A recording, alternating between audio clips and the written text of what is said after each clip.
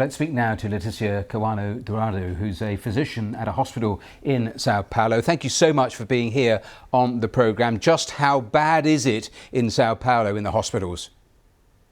Thank you, Matthew, for having me. So in Sao Paulo, we have not in Sao Paulo, in whole Brazil, we have two healthcare systems operating. We have the public and the private.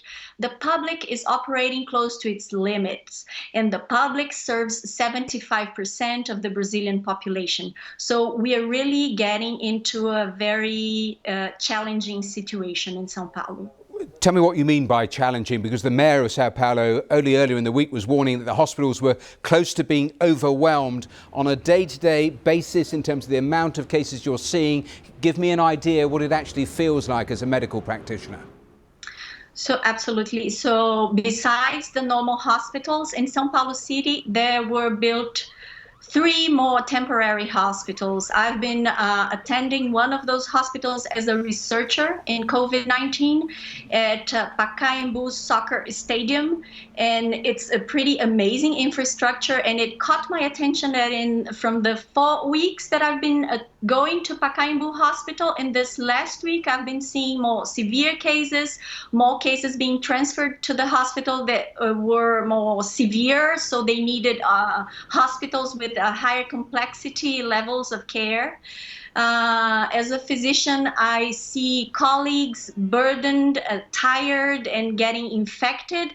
In Brazil, we have been having one of the highest rates of healthcare deaths related to COVID-19. Right now, we're trying to keep track on that. We have at least 80 physician deaths due to COVID-19 and more than 100 nurses dead. So that is really worrying on a day-to-day basis. Do you think Brazil, Absolutely. Ordinary Brazilians, are paying the price for a president who simply hasn't taken this seriously?